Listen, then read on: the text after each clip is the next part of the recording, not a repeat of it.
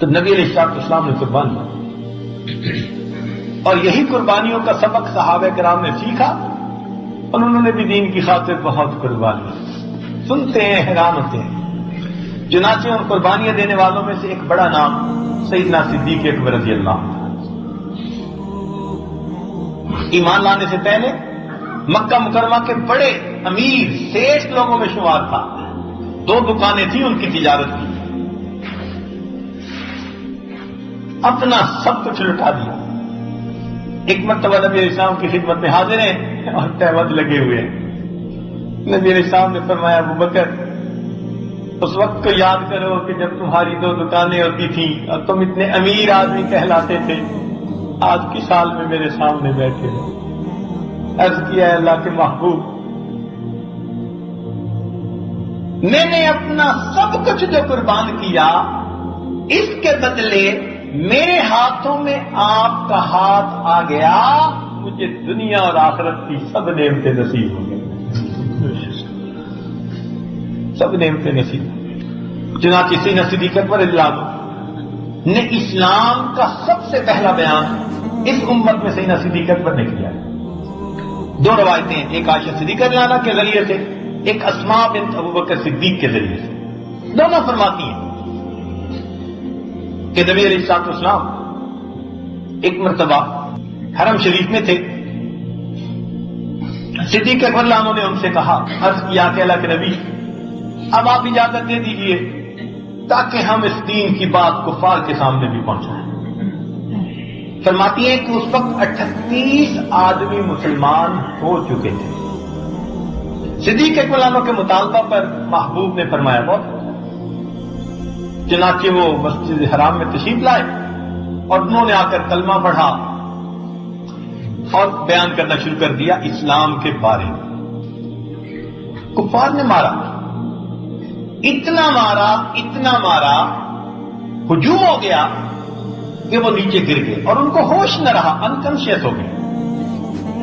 عتبہ بن ربیعہ جو قریش کے سرداروں میں سے ایک سردار تھا، اس نے اتنا زیادہ مارا، عائشہ صدیقہ راوی روایت فرماتی ہیں کہ اس کا جوتا کئی تہوں سے بنا ہوا تھا چمڑے کی، اس نے وہ جوتا اتارا اور سینہ صدیق عنہ کے چہرے پہ مارتا تھا، اور اس کا خیال نہیں رکھتا تھا کہ یہ آنکھ پہ لگ رہا ہے یا کان پہ لگ رہا ہے یا ناک پہ لگ رہا ہے۔ اس نے اتنے جوتے مارے کہ سیدنا صدیق عنہ کا چہرہ اتنا سوج گیا کہ آنکھ اور ناک کا پتہ نکلتا تھا۔ فرماتی ہیں کہ سیدنا صدیق عنہ لیٹے ہوئے تھے، یعنی پڑے ہوئے تھے نیچے، وہ آپ کے پیٹ پر چڑھ کر اچھلتا تھا، وزنی تھا، پیٹ پر اوپر چڑھ کر اچھل کے پھر نیچے گرتا تھا۔ متعدد بار نے ان کے پیٹ کے اوپر اس طرح اپنی ضربیں لگائی، حتیٰ کہ لوگوں کو یہ یقین ہو گیا کہ ابو بکر فوت ہو گئے۔ اس وقت کسی نے بتایا تو بنو تمیم کے لوگ بھاگے ہوئے آئے اور انہوں نے آ کر ان کو اٹھانا چاہا تو اٹھتے نہیں تھے، وہ تو جیسے لاش ہوتی ہے، کپڑا بچھایا اور کپڑے کے اوپر بوری میں جس طرح ڈالتے ہیں اس طرح بوری میں ڈال کے اٹھا کے لے گئے اور جاتے ہوئے کہہ گئے اگر ابو بکر فوت ہو گیا تو ہم عتبہ بن ربیعہ سے اس کا بدلہ لیں گے۔ وہاں گئے گھر میں تو 1-2 دن تو ہوش نہیں آیا، گھر والے پریشان، قبیلے والے پریشان۔ بالآخر جب ہوش آیا، کتاب میں لکھا ہے کہ سیدنا صدیق نے پہلا سوال یہ کیا اپنی ماں ام خیر سے، امی نبی علیہ السلام کے حال کا کچھ پتا ہے؟ امی میرے محبوب کے حال کا کچھ پتا ہے؟ جب وہ باقی لوگوں نے سنا جو قبیلے کے تھے مگر مشرک تھے، وہ یہ سن کر چلے گئے۔ اب ماں باقی رہ گئی۔ ام خیر نے کہا کہ بیٹے تیری یہ حالت ہو گئی، تجھے اتنا مارا گیا، تیرا جسم زخموں سے چور چور ہے اور تو اس وقت بھی ان کا نام لیتے ہیں، چلو کچھ دودھ پی لو، کچھ کھا لو، تم نے اتنی دیر سے نہیں کھایا۔ قسم اٹھا لی جب تک میں اللہ کے محبوب کا دیدار نہیں کروں گا میں کچھ نہیں کھاؤں گا۔ اللہ عاشق صاحب یہ عشاق کی حالت ہے. اب وہ حیران ہے. ام خیر کہنے لگی کہ میں اب کیسے معلوم کروں کہ تمہارے محبوب کس حال میں ہے؟ کہنے لگے کہ ام جمیل کے پاس چلے جائیے.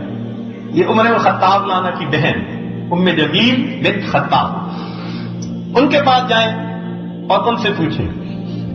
ام خیر ان کے پاس گئی اور ان سے پوچھا کہ جی مسلمانوں کے پیغمبر اسلام وہ ایمان لا چکی تھی مگر اپنا ایمان چھپاتی تھی. مجھے کیا پتا کون کہاں پہ ہے, تمہارے بیٹے کا کیا حال ہے؟ اس نے کہا بس ذرا ہوش میں آیا ہے. کہنے لگے چلو میں بھی تبا پرسی کر لیتی ہوں. وہ اس بہانے ام جمیل ساتھ آ گئی اور آ کر صدیق فلانوں سے پوچھا کہ آپ کس حال میں. ان کا آگے سے جواب کہ نبی علیہ الصلوۃ والسلام کس حال میں ہیں, کہاں پہ؟ تم نے کہا تمہاری والدہ سن رہی ہے. فرمان لگے میری ماں کی فکر نہ کرو, تم مجھے بتاؤ میرے محبوب کا حال ہے. انہوں نے سمجھا کہ محبوب بات ہے. وہ کہنے لگی کہ دار ارقم میں ہے. فرمان لگے پھر مجھے لے چلو, میں جب تک محبوب کو نہیں دیکھوں گا میں کچھ نہیں کھاؤں گا. اب دو عورتیں, رات کا وقت ہے, خود چلا نہیں جاتا. ایک نے ایک بازو پکڑا اور دوسرے نے دوسرا بازو پکڑا اور اس طرح وہ ٹیک لگا لگا کر چلتے چلتے, حالانکہ چہرہ سوجا ہوا ہے, زخم لگے ہوئے ہیں, اور اس حالت میں چلتے چلتے چلتے دار ارقم میں پہنچے. حدیث پاک میں آتا ہے کہ جیسے ہی دار ارقم میں پہنچے نبی علیہ الصلوۃ والسلام نے دیکھا, آپ اٹھ کھڑے ہوئے اور ابو بکر پر جھکے اور ان کے ماتھے کو بوسہ دیا. محبوب کا دل اتنا خوش ہوا کہ انہوں نے سیدنا صدیق فلانوں کے ماتھے پہ بوسہ دیا. فرماتے ہیں کہ اس کے بعد صحابہ جھک گئے اور وہ بھی ابو بکر کے اسی جگہ پر بوسہ دیتے تھے جہاں محبوب نے بوسہ دیا تھا. صحابہ بھی اسی جگہ پر بوسہ دیا. سب چوم رہے ہیں. دین کی خاطر آپ نے اتنی مشقتیں اٹھائی. اس وقت ابو بکر صدیق نے جب محبوب کو دیکھ لیا دل مطمئن ہو گیا. اب دوسری بات کرتے ہیں, اللہ کے محبوب یہ میری والدہ ام خیر مجھے لے کر آئی ہے, اگر آپ دعا فرما دیں تو یہ بھی ایمان قبول کر لیں. دیکھا دین کا غم.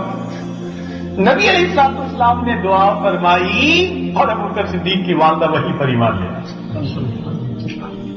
اب یہ واقعہ کہ اس سے پہلے نبی علیہ الصلوۃ والسلام کو جو ہے ایذا پہنچائی گئی تھی, ایک ہی دن بدھ کا دن ہے یہ.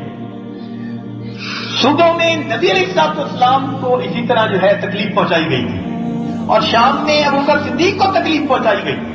ادھر سے حضرت حمزہ نے شکار کھیل کر آئے تو کسی نے کہا کہ آپ کے بھتیجے کے ساتھ تو آج یہ معاملہ ہوا. پھر انہوں نے بھی ایذا پہنچانے والوں سے بدلہ لیا, نبی علیہ السلام کی خدمت پہ پہنچے اور انہوں نے آ کر بھی ایمان قبول کر لیا. یہ 39ویں بندے تھے اور اگلا دن جمعرات کا تھا. رات محبوب نے دعا فرمائی, اللہ عمر بن الخطاب یا عمر بن حشام میں سے کسی کو ایمان کی توفیق عطا. اور جمعرات کے دن عمر لانو بھی حاضر ہوتے ہیں, کلمہ پڑھتے ہیں, مسلمان ہوتے ہیں, اور 40 دندوں کے ہونے کے بعد پھر اللہ تعالیٰ ساری جماعت کو مسجد حرام میں عبادت کی توفیق عطا.